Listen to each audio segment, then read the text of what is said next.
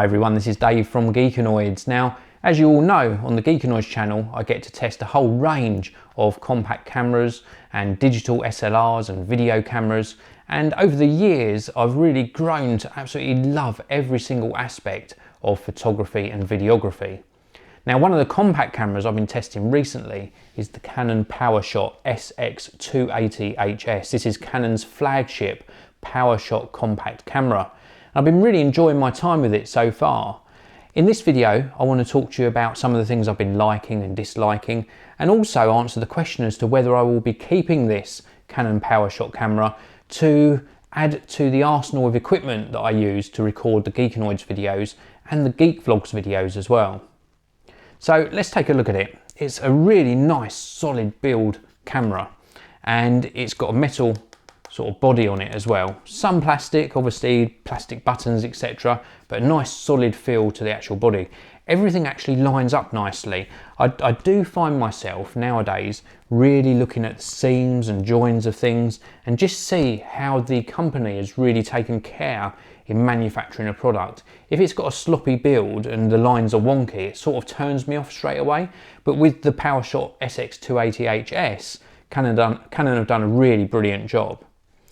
Now, with regards to features, this is 12.1 megapixel, so for photography, not a very high megapixel count, but don't forget this has got a small sensor in it. So I think Canon are being very sensible in not trying to pack too many pixels onto these smaller sensors. And what that results in with the SX280 HS is some really nice photos. Good in low light, not outstanding, but more than acceptable in low light. And for day-to-day sort of photography, popping this in your pocket or bag so you don't miss that impromptu photographic moment, the SX280 HS does a really good job. Now, I should mention a couple of the highlight features on this before I come on to a couple of bad features. One of the highlight features for me is the 20 times optical zoom. That's one of the features I really care about in this camera. I'll tell you why. You've seen this in my HD video test. If you haven't seen that, there is a link underneath. So do click that and you'll see how this zoom lens actually performs. But if I just show you on camera, it's got 20 times zoom lens on here. It does protrude a lot from the front of the camera body, but the optics on this are absolutely brilliant.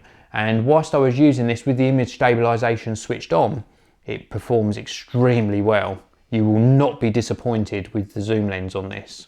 If I just show you the screen is more than acceptable. It's quite a low resolution screen, but it is acceptable, works all right in low light.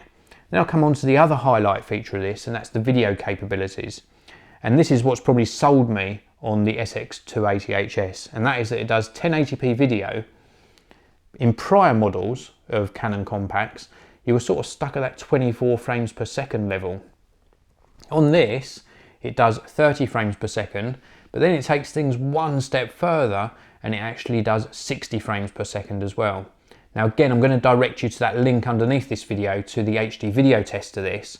60 frames per second means you can slow the footage down, and in that video test I show you some footage that I actually slowed down, so you can see how this actually performs.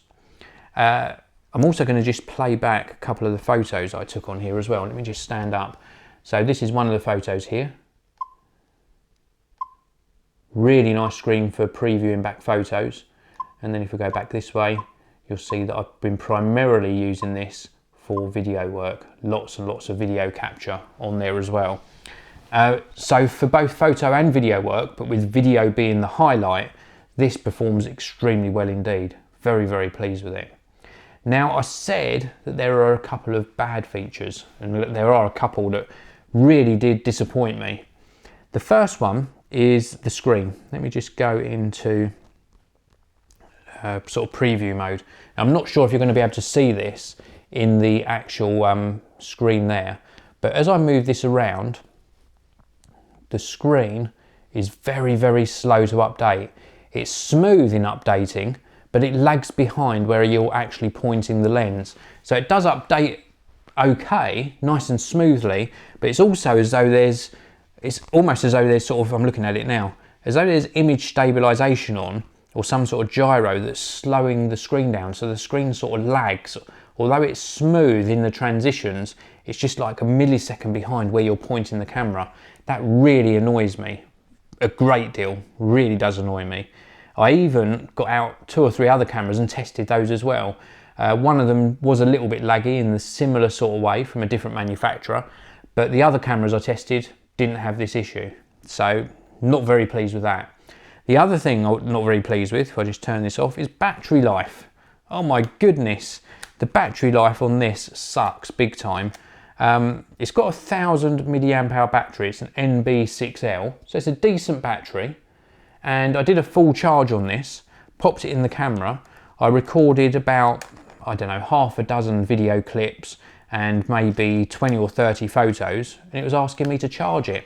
I thought something was wrong there, so I turned the camera off and back on again, and then it reported that it had a full battery again. But then as soon as I started taking another video, it started flashing that it needed charging.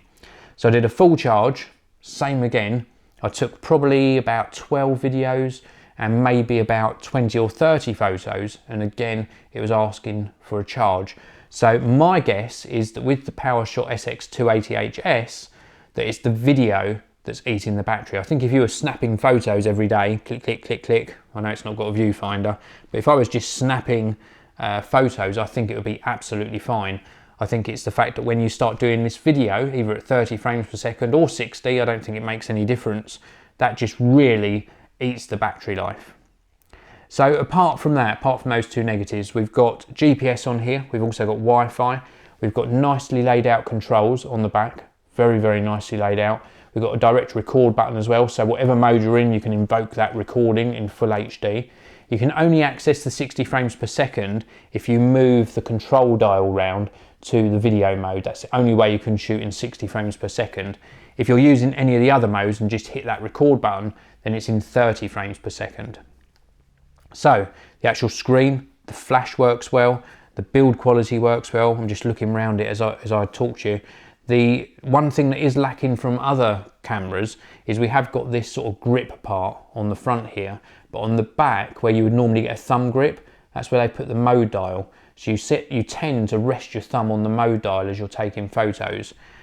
It's not a deal breaker, but maybe they could have positioned that mode dial somewhere else and given us a proper sort of thumb grip on the back. Again, not a deal breaker, but something maybe they could think about in future designs. They seem to have put where the flash might have been central, the flash is offset to the side on the top. They put this little hump where it says GPS, probably where the GPS module actually lives, and then it's got 12.1 megapixels embossed on there. So maybe where they've put the 12.1 megapixel embossing, they could have put the mode dial there and then given us a thumb grip on the back. Just my thought on it really. But apart from that, it's a lovely camera. The question at the beginning of this video was, would I be keeping this? And the answer is yes. I've had a lot of cameras come through the Geekanoids studio recently, and I was actually in the market for a new camera myself because I'm recording more vlogs for the Geek Vlogs channel. I looked at the Nikon Coolpix S9500. I would love to use that as a daily vlogging camera as well. With the Canon, even though I've got those doubts about the battery, I just like the sort of build quality of it a tiny bit better. Hardly anything in it.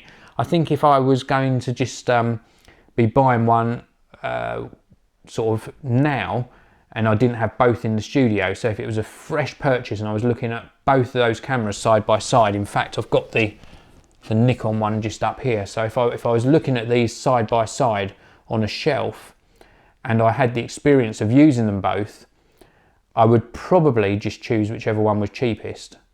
But because I'm not constrained by the finance of buying it, the £30 difference, or if it is about that sort of amount, doesn't really bother me, then I'd probably buy the Canon, purely because it's handy having that 60 frames per second feature sometimes. I think the optics are maybe a little bit better. I think it just feels and handles a little bit better. But if I could have the battery life of the Nikon, then I would have the best of both worlds, if that makes sense. Oh, one thing, almost forgot, the actual microphones on the Canon are on the front. Now I talked a little bit in previous videos about those little Rycote windjammers, these little beasts on top of the Nikon.